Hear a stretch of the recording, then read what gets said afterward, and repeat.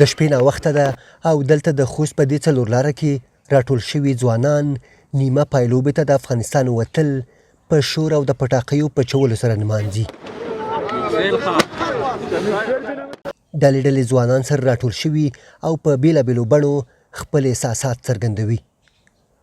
خوستي ځوانان د افغان لوبډلې پر دې بریا بسنه نه مني، وایي هیله لري چې راتلونکې لوبډلې هم ماتې او په خپل قوت تر نړیوال جامه ځان ورسوي.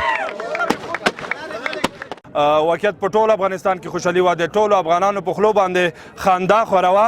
که څه هم دا خوشحالي نن د ورځې په جریان کې ولمنځله، خو موږ د دغې خوشحالۍ د لا غټېدنې او پراخېدو په خاطر وپتیاله چې خوستي ولسونه، خوستي ځوانان دلته په یو ځای کې راټول کړو او دغه خوشحالي په ګډه ولمانځو. لکه څه رقم ته چې په خوست کې په تېرو نظامونو کې په اوس کې په ملي مسایلو کې خیستولو دغه خلکو ته ښیلیدو چې ملي یووالی نظام سره په څنګ کې درېدل، وطن د اساساتو د وطن د ارزښتونو مخکښ بلل څه ته یایي، هغه افغانانو په دې په ځای چې شعار ورکوي دوی په عمل کې خلکو ته ثابته کړي دي.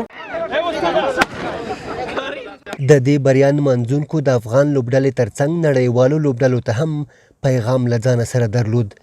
ځانګړې توګه له استرالیا یې وغوښتل چې کرکټ دې له سیاسته بیل او پر مټ دې یې نړۍ ته د سولې پیغام ولېږدوي. چون استرالیا لوبډلې څه وخت وړاندې زموږ د لوبډلې سره سیریز د کوم سیاسي ملحوظاتو په اساس لغوه کړی و.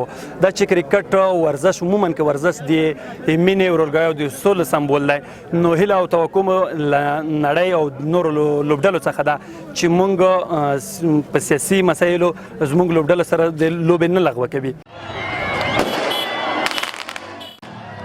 دا په داسې حال کې ده چې افغانستان به سبا پنجشنبه د سهار 5 بجې له سویلي افریقا سره په نیمه پایلوبه کې ډګر ته ښکته شي او که یې وګټي تر نړیوال جامه به یې یوازې یوه بریا پاتې شي.